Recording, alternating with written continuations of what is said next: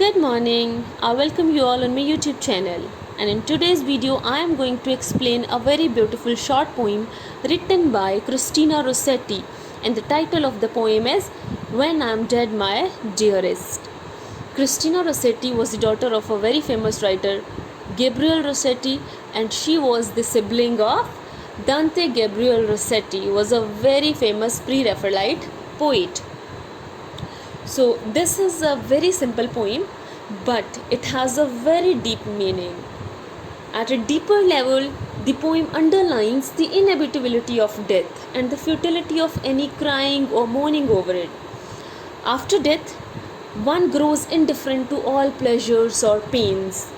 Therefore, it makes no difference to the dead whether they are remembered or not. The poem also shows the poet's belief in the life after death, and she talks death as a state of dreaminess and a time of twilight, after which there will be another wakefulness and another day. And this poem is more about acceptance rather than fear of death. ये जो poem है दिखने में बहुत ही simple और बहुत ही आसान सी poem है, लेकिन इसका एक बहुत ही ज़्यादा गहरा मतलब है. पोइटेस इस पोइम में ये कहना चाहती है कि वो नहीं चाहती कि उसकी डेथ के बाद कोई भी उसके लिए रोए या उसके लिए किसी भी टाइप की सेरेमनी करे, बिकॉज़ जब इंसान मर जाता है तो मरे हुए इंसान को किसी चीज़ से कोई फ़र्क नहीं पड़ता कि आप उनको याद कर रहे हो या नहीं कर रहे हो, या फिर आप उनके लिए कुछ कर रहे हो. और अपनी इस पोइम में पोइटेस डेथ को संध्या के जैसा मानती है, ट्वाइलाइट के जैसा मानती है, जिसके बाद उनको लगता है कि अगली सुबह होगी. मतलब वो मृत्यु के बाद की ज़िंदगी में भी विश्वास करती हैं. So let us start with the explanation of the poem. When I'm dead, my dearest, when I'm dead, my dearest, sing no sad songs for me. Plant thou no roses at my head, nor shady cypress tree. Cypress tree is the evergreen tree, and basically it is being used in the Western countries as a symbol of mourning, and people plant cypress tree near the graves of their loved ones. Okay, cypress tree को हिंदी में हम सरू का पेड़ भी बोलते हैं, जिसको कि मृत्यु के साथ रिलेट किया जाता है. और वेस्टर्न कंट्रीज़ में, पश्चिमी देशों में साइप्रस ट्रीज़ को अक्सर ही अपने जो भी लव्ड वंस होते हैं उनकी ग्रेव के आसपास जो है वो उनकी याद में लगाया जाता है. Be the green grass above me, with showers and dewdrops wet, and if thou will remember, and if thou will forget. So, the poetess addresses in these lines to her lover. She tells her lover not to sing any sad songs in her memory. She doesn't want him to plant any kind of roses at her grave. She doesn't want him to do anything like that. She doesn't want him to plant any kind of cypress tree over her grave. Rather than, she wants only green grass. She wants only green grass to grow naturally above her grave. And she wants that this grass will get wet when there are showers of rain or when there are dewdrops. Thus, she doesn't want any kind of ritual. She doesn't want anybody to sing any kind of sad songs in her memory. She doesn't want any kind of memorial to be built over her grave. And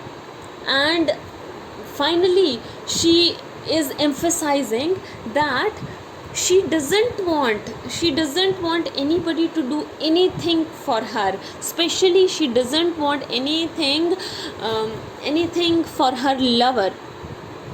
She simply says that it is completely up to him whether he remembers her or not, because it hardly makes a difference. Once she'll be dead, she'll not be able to feel anything, so it hardly makes a difference whether he remembers her or not. So it is completely up to him. इस सारी जो first stanza है उसमें poetess अपने जो अपना lover है उसको एड्रेस करती है और रिक्वेस्ट करती है कि वो नहीं चाहती कि जब उसकी मृत्यु हो जाएगी तो उसकी मृत्यु के बाद उसकी याद में कोई सैड सॉन्ग्स गाए जाएं या उसकी कब्र बनाई जाए या उसकी कब्र के ऊपर रोज़ लगाए जाएं, जो कि एक रिचुअल है। और वो नहीं चाहती कि कोई भी साइप्रस ट्री जो है उसकी ग्रेव पे लगाया जाए। रादर देन वो चाहती है कि नेचुरली जैसे जो ग्रास है जो ग्रो होता है, वो ग्रीन ग्रास उसकी ग्रेव के ऊपर अपने आप अगर वो ग्रो होता है तो नेचुरली वो ड्यू ड्रॉप से और रेन से वो हरा रहे।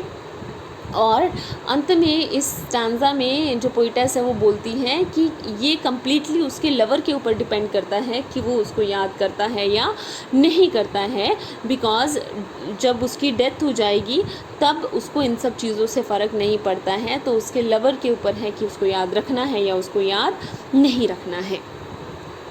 I shall not see the shadows, I shall not feel the rain, I shall not hear the nightingale's song as if in pain and dreaming through the twilight. Twilight संध्या का समय होता है जब सूर्य अस्त हो चुका होता है और अभी तक ज़्यादा अंधेरा नहीं होता है। So twilight is basically a time after sunset when it is not too dark. That doth not rise nor set. Happily I may remember and happily I may forget. So here she says that she'll after her death she'll not be able to feel anything of this world. She'll not be able to feel any earthly things.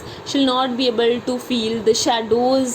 She'll not be able to feel the rain, and she'll not be able to hear the songs of nightingales. But here is a very beautiful story behind this reference of nightingales song. I would like to explain that story. This is a story of two sisters, Philomela and Procne, who were the princesses of Athens, and Procne was the wife of King Tereus. And King Tereus was not a good king, he was a corrupt person. So he forced Philomela into the woods and raped her, and after the assault he threatened her to keep silent. But Philomela was defiant and she wanted to tell her story to her sister. That's why king cut her tongue and abandoned her in the woods. And finally Philomela wove a very beautiful robe and told that story, which told the story to her sister. And when Procne received that robe, she got to know what had happened to her sister. So she was very angry and she wanted to take her revenge, and in revenge she killed her son by Tereus and served the meat of the boy to the king. And when Tereus had his meal, two sisters presented the head of the boy to king, and Tereus was very angry after seeing the head of the boy. So he ran after both the sisters. He wanted to kill them, but both the sisters prayed to the gods, and gods granted their prayers and turned them into beautiful birds. So Procne was turned into a swallow and Philomela was turned into a nightingale. And from that time it is being believed that Philomela is a nightingale, and she cries in pain as if she wants to explain her story to the people, and she wants to let everyone know what had happened to her. अब हिंदी में बताती हूँ कि फिलोमेला और प्रोकनी दो sisters थी और उनकी शादी, जो प्रोकनी थी उसकी शादी किंग टीरियस से हुई थी। टीरियस एक अच्छा राजा नहीं था, वो फिलोमेला के साथ रेप करता है और उसको धमकी देता है, और जब फिलोमेला उसकी बात नहीं मानती है तो वो फिलोमेला की जीभ को काट देता है। और फिलोमेला जो है वो एक बहुत ही ब्यूटीफुल रोब बनाती है और जिसके ऊपर वो अपनी स्टोरी लिखती है, और फाइनली वो रोब अपनी सिस्टर को प्रेजेंट करती है, और जब उसकी सिस्टर उस पर उसकी सारी स्टोरी पढ़ लेती है तो उसको गुस्सा आ जाता है और गुस्से में वो अपने ही बेटे को, जो कि टीरियस का बेटा होता है, उसको मार देती है और उसका जो मीट है वो किंग को प्रेजेंट कर देती है। और जब किंग जो है अपने ही बेटे का मीट खा लेता है, उसके बाद दोनों सिस्टर्स उस डेड बेटे का जो हेड है वो राजा को प्रेजेंट करती हैं और राजा गुस्से में दोनों को मारने के लिए दौड़ता है। और ऐसे में दोनों सिस्टर्स जो हैं वो वहाँ से भागती हैं और देवताओं से प्रेयर करती हैं कि उनकी रक्षा करें। और फाइनली जो है गॉड्स जो होते हैं उनको बर्ड्स में टर्न कर देते हैं, उनको चेंज कर देते हैं। तो जो फिलोमेला होती है वो एक नाइटिंगेल बन जाती है और जो प्रोक्नी होती है वो एक स्वॉलो बन जाती है। Right, I hope you will be able to relate.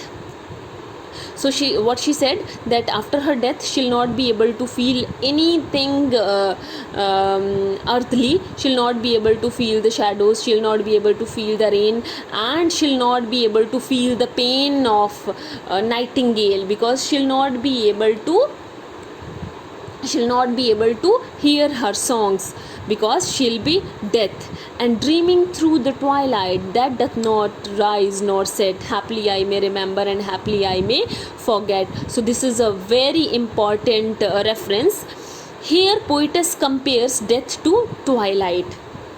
Right, यहाँ पे जो पोइटेस है वो डेथ को किसके साथ कंपेयर करती है? ट्वाइलाइट के साथ समय कंपेयर करती है, बिकॉज ट्वाइलाइट जो होती है that doesn't rise and doesn't set.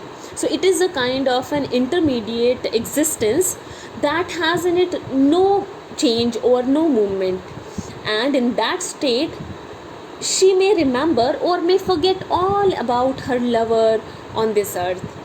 So here poetess expresses her view of the unknown regions of death.